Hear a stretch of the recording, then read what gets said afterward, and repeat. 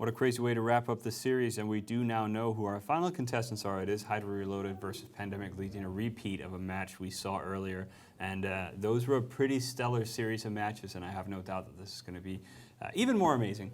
We've swapped out Mr. Apathetic Brent with CCP Navigator. How are you today? Hello. I'm great, thank you. So for the people who don't know who you are at CCP, could you do a quick introduction? What do you do and all that? Sure. So I'm CCP Navigator. I'm the EVE Universe Community Manager, which means I looked after the communities for both EVE Online and Dust 514. Awesome. Let's talk a little bit more about the community work, but let's quickly wrap up this match because this was an extraordinarily close match. Wow. Yeah. I feel exhausted after watching that match. I was, white knuckled on the desk here through that. I really thought they were going to get that Tengu.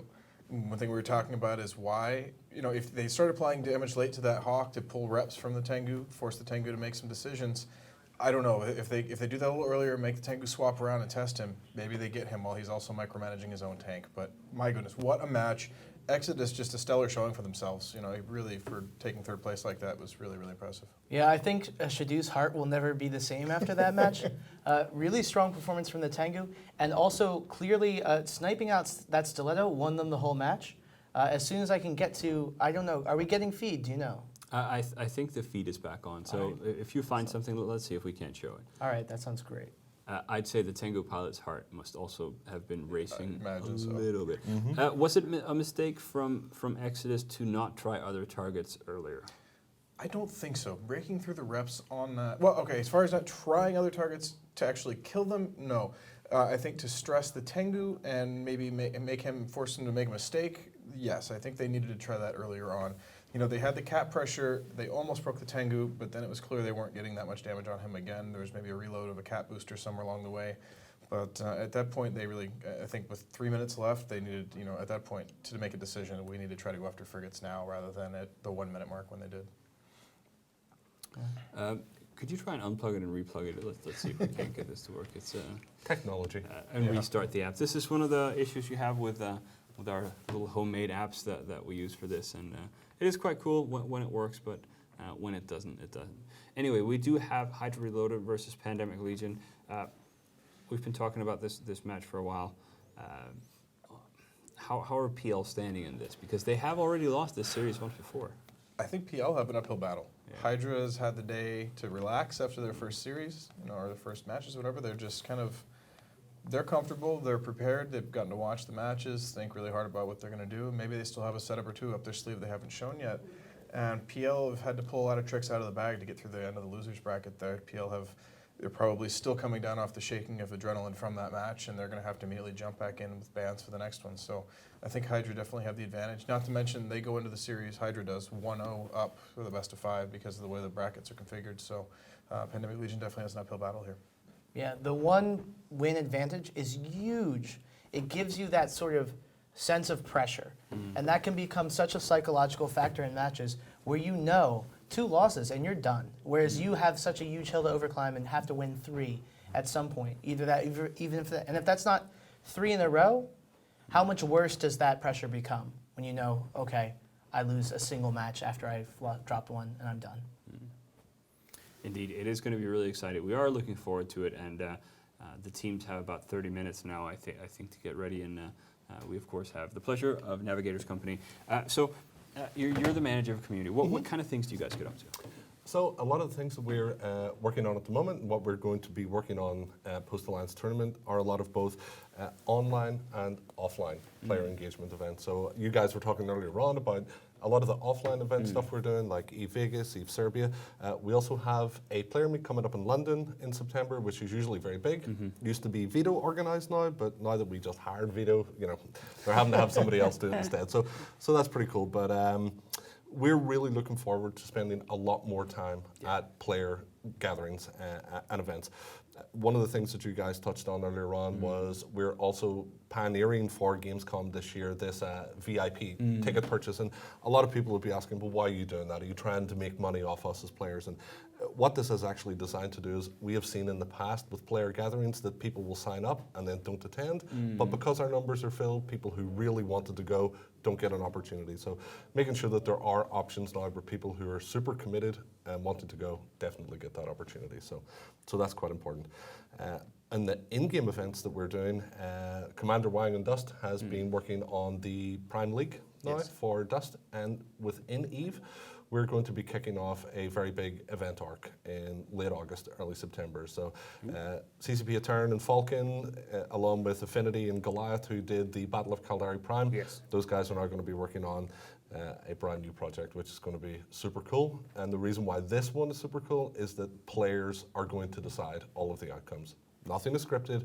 You as the player are now going to decide what happens. And this will be an interesting thing that changes EVE's kind of history or Yes, story. there's little things that we're working on that if one side wins over the other, there's going to be something changes in the sort of backstory, something Yeah. pretty major, Yeah. and we're going to arrange to have some pretty cool prizes for people at the end who are our major contributors. So, I mean, these things, if you as a player are looking to know, well, how do I get involved, they'll always start off slow. You'll see a news item or you'll see a forum thread, and then little small events will start in space, and eventually it'll escalate, and we're expecting this to culminate in some major fleet battles towards the end of the year, which will be pretty cool. It will be pretty cool. So we've been doing these, flying people out to these events for years. Surely, like, can anyone get devs flown out, or does the event have to have a certain size? Or how does it? Well, ideally, we're looking at the event to have a certain size. I mean, if a player writes to us and says, and I'm just going to pick a random country here, I'm creating an event in Paris, and I'm going to have 700 people attend. Well, instantaneously, we're going to think, well, 700 people, we couldn't not have someone there. But we'll fly 2 people out, and 4 guys will be sitting in a bar, and we'll go, that didn't really work out for us. So if you're hosting an event that you think is going to be major, you should get in touch with us at Community. You can just submit a petition under the community queue, let us know your venue, how many you're expecting to sell, give us an update on tickets, and we'll come back and forth with you. Then, if there is enough indication that a lot of people are going to be attending, yeah, we could potentially send someone out. But I mean, talking about eVegas, that first one, the organizers of eVegas flew all of the devs out. So, that was something to start the ball rolling. Yeah. And then when we saw that there was the impetus there to continue, it made sense for us to keep doing that year after year. Another good thing is that even if you are having an event and it's not quite big enough for a dev to be flown out, you can always still contact us, and we're always willing to do things like Skype with a player meet. Absolutely. We did that for the last EVE Down Under, and it turned out wonderfully. We got to sit down with a bunch of great guys and talk to them for quite a while, and just sort of hang out and talk to our players, and it was great fun. Yeah, and Dawn's absolutely correct. So when we saw the level of interest with EVE Down Under, this year we're sending CCP Fosse to EVE Down Under, because clearly there is the demand from players to be there, and they're hosting a major event, so absolutely we should support those people. I'm curious to ask you if this is something that you would know about. It was last year during the tournament in Denver, my local EVE Colorado group set up a watch party for the Alliance tournament. And one of the guys who organized it contacted CCP about the sort of thing, and they sent out a couple of prizes. We did some trivia stuff locally with like 30 people we had. I know I won a deck of cards and a shot glass. So that's the sort of stuff you can do too if you're getting an event of, say, 20, 30, 40 people together. It's contact CCP and see what... Absolutely. Always let us know what the event is. I mean, at the very worst, we'll may be able to supply some plex, and just make sure that people have, something cool to give away, something that an EVE player is really going to like to have. It's actually a shame that we don't have that working right now, because I was sent a picture from Meltdown in London where one of our old friends, Stevie SG, is with a big host of EVE players, and they took a nice group picture of everyone in front of the bar with a few drinks. I mean, you can see That's here. quite a good group. That's a pretty good turnout of people in there CCP watching the Soundwave. event. I think I might have a backup iPad if you'd like to send that to me. Well, if only it was the number of iPads, that was the issue. But since, we virtually all have one here, so. But I mean, amazing turnout, and yeah, we want to see more people at these events. It's nice to see people come together and talk about spaceships. Absolutely. Well, what we're seeing last year with Fanfest was our biggest Fanfest in history, and that was, I think, 1,600 people. Something like that. We sold out for the first time in Fanfest history, so we're actually seeing the real drive for people for these real offline events, and people are creating these friendships, not only just in EVE Online as their character and player, but also in their real life persona, which is super cool. And I think we had something like 60 PL come and rent an entire apartment complex. So that's huge. The year before, something like 34 Veto. So these big groups are really coming on last. It's also funny, and this is something I wanted to say before, but then the match was on and we had to go. We were just about to talk a little bit about some of the FanFest stuff. I feel like since FanFest has become fairly mainstream for some hardcore players. All right, so we have like Mitani's been there for 4 years in a row, and Celine has been there since forever. I think that like the political landscape in EVE has become a lot less hostile. Like when you look back to 2005, 2006, where people were just really angry and really hated each other, and now you have all these people fighting, but like they sit in the same Jabber chat room. They meet at least once a year at Fanfest and go get drunk together. And there's not really that like it's created some love. It's also created some wars too. This most recent Fanfest actually sparked, or was the beginnings of the Fountain War that sort of rolled on. Of course, tensions between N3 Coalition and at that time HBC, which later split off with Sword Dragon into Dinner Squad. That was sparked off at Fanfest itself. What happened? There were some mean words exchanged between the two alliance leaders, Pro God Legend and Sword Dragon, and it just became an in-game event. That's sort of the organic contact that happens, because EVE is more than anything about the people that you play with, and whether you're friends with someone or like dislike someone and want to destroy their space alliance. Which you do from time to time. And it is a fantastic event, and I've been to every one of them except one, I believe. Same here. And I've really enjoyed them. I've met a lot of cool people. But probably the reason why people aren't so hostile is when they meet up in real life, they're probably hostile in game and then go, "You're a bit of an okay guy." Yeah. So like, we get to meet people like DBRB, and he's such a sweetheart when he comes to FanFest, and like, he was just a lot of fun to hang out with, and he dressed up as a pretty cool admiral. I was going to say his hat was epic. It was completely epic. Yeah. So. And it is fun because you do meet all these people, and I think there is absolutely an element of what you're saying, that people are arguing online, but when they meet in the real life, they're like, you know what, you're a pretty nice guy. And Yeah, it's hard to disagree when you're buying each other beers and all that sort of stuff. Also, let's face it, like if you're a grown man and you meet someone in real life, it's really hard to unironically argue about internet spaceships in an angry fashion. It's a little bit silly.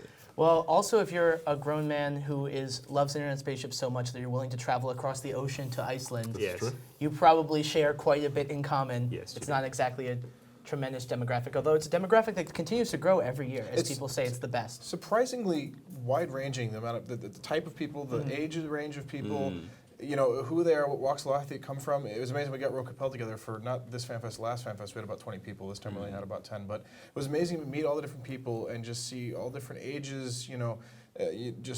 Different jobs, different walks of life, and it was just really, to me, very fascinating to put all of us in one room and we all have a common ground, even though there are people that on the street would never even say hi to each other on crossing. Just on what you're saying there, it's something that community, like something I personally have been looking to do for a while, which we did at FanFest this year. CCB Dolan and Raggy, one of our guys in marketing, they organised to do a lot of documentary recording, and we're in the process of creating this super cool documentary. I was just looking at the types of twice for that. So yeah. So I mean, it's one of the things that Raggy came down. He got so excited about. It was like, it was amazing talking to all the different types of people, because you expect a certain, this is a spaceship pilot and he's going to fit this demographic, but it really doesn't. Not with Eve. It's from 16 years old up to like 65, I think, was the eldest Sometimes person. women. Yeah, absolutely. There are women there. It's also sometimes so shocking to hear someone's voice for years and to never really see them. You just sort of associate with this voice and this pretend name, and then to actually meet them in real life, see what they look like. Like, I'm sure many people in Ro Capel had heard Bacchanalian's voice for years and didn't know he looked exactly like the Mitani. That is true. And me coming face to face with Mitani, I had no idea Mitani looked like that. I'd never seen him before, and it was very creepy to turn a corner and see my doppelganger staring back at me. No idea that Tanya looks like Bacchanalian. Right, more to the point, exactly. We had Ro Capel guys going up to him and saying, "Oh, Bacchanalian, good to meet you," just to kind of get under his skin. That would never get under his skin. Yeah, but it is great. And it's funny also that you see these guys that go to more of our events. So like if you've gone to a few events every year, there's like these people that it's like the 5th time you meet them, and it's kind of cool. Yeah, and they're super cool. I mean, I think the last one I was at, which was E3, there was a bunch of guys there with Brave Newbie t-shirts on. It was just cool to see this brand new corp that had got together and how they exploded out into the EVE community, and there they are representing in their t-shirts after only a couple of months. So. And I really enjoy these sort of satellite events in like maybe close to your home country or your home city. It's sort of like the gateway drug to coming to FanFest. You sort of meet a CCPer, you have fun, get a load of drinks, realize it's a really fun crew, and go, oh, maybe there is some room in my budget for me to find some time to go to. This is how good this is. Fanfest Yeah, must be exactly. way better. And it is. Every time. Yes. It is better. I think gateway drug is maybe not. The term you want to use for marketing. No, but we're just joking. It is great. One thing the community team also does is run tournaments and competitions, and there is one running right now. It is the final image puzzle that we have, and it's on the tournament forum. You should email the answer to CCP at turn, and if you want an update on all the competitions we have, where do you go, Dolan? You could go to eveonline.com/ATXI/contests. As you can see right there on your screen, go ahead and check it out. And you'll get to see the contest as soon as they go live and get your shot at winning some excellent Razer gear and some other wonderful prizes. Yes. All right. I'm going to try and get a quick update on where we are with the match, because we're just about 10 minutes late. Of course, the other match ending a little bit late. The first match is scheduled to start at 19:40, which is in 30 minutes. So we have a good 30 minutes here. We could talk about New Eden Open too. Let's do it. We absolutely should. So, I mean, obviously the Alliance Tournament is probably our flagship event when it comes to sort of esports, but something we pioneered last year was the first ever New Eden Open. That was with Own3D, who are unfortunately no longer with us, and we're now looking at really making that tournament bigger this time around. Probably aiming to have that start sometime towards the end of the year, November, running into December, and we'll maintain the same format, I would imagine, or tweak the format a little, giving teams the opportunity to compete rather than alliances, so opening the tournament up to a larger audience. That's cool, and the first time around was awesome. It was. It was really great, and it was like a 10,000 cash prize, I believe, as well, and everything. And the next prize is going, I'm not going to spoil the marketing moment for this, but the next prize is substantially higher, or is designed to be substantially higher, unless budgets change like last minute, which I'm hoping they won't. But it should be. People will look at this and go, this is definitely worth my while playing for. And so I just like to explain, because there was a lot of flack that we got on the forums, and you didn't pay out the tournament prizes. And just to explain to people that we did partner up with Own3D. Yes. They were going to pay the tournament prize. Unfortunately, the company went bust. yes. So we had to take this on. This was brand new for us, having to pay prizes, and we had to look at the legal side and how the payment went out from finance. So it took a lot longer. But now that we know the process of how we do it now, if you're entering, that should not be something you need to consider for next year. And good guy CCP taking on paying out the prizes. We did. Well, we didn't think it was fair. The players who devoted their time and trained and fought for this had to walk away with nothing, so we ended up paying it. And this time we're going to try and take great care to make sure we get all the information right away to get the things paid out faster, paid out in proper international currencies, which created somewhat of a problem in the first New Eden Open. So, all right, I guess there's all kinds of, like, how do you pay the one guy in Austria, the one guy in Serbia, the one guy in London, and the guy who's just going to hold the money for the other guys and just pass it out? There was one team who actually had one guy who did pass out the money. They said everybody on the team agreed. Yeah. We trust this guy. He has an international bank account. Transfer the money to him, and he paid out everyone on the team. In EVE Online. I know. Right. Odd. I guess it might be one of those that they pay like from a cyber cafe and they're close enough that they can punch him. Or maybe they just got everyone got his address before his transfer. All right, fair enough. Well, I'm really looking forward to that now, because I don't know either, but I'm curious about the prizes now. If it's going to be bigger, then there might be a little bit of money in there. Might be $1 million. Might be $1 million. It's probably not. It's probably not. It could be $1 billion. It's Theoretically. So from at least a player perspective, how does the cash prize match up against the ship prizes that we see traditionally in the Alliance tournament? It's something to think about more when you tend to practice. Gosh, I kind of don't want to practice tonight. My friends want to go out to a movie or something. And it's like, well, yeah, but if we can win $10,000, maybe I'll take the night off the movie and practice. It's incentive. It's definitely exciting. And, EVE is one of those games that's kind of hard to talk to friends who don't play EVE about. But to be able to go, hey, guys, I just won $10,000 playing EVE. Like, they'd be like, wait, what's that about? yeah, it's definitely kind of cool to have the bragging rights, if nothing else. So. Not just your friends. It's probably easier to explain to your girlfriend as well. Right. Yeah. It's like, oh, I have to play Eve tonight. It's like, why? Well, I could win these ships. It's more easy to say like $10,000. New shoes. That holiday we've wanted. Yep. Exactly. Yep, Go on yep. a cruise. And It's it's go on coming a up to cruise. Christmas. If you get that money up There before you go. Christmas, Yep. bingo. Go on a cruise on a real ship instead of a for 10 spaceship.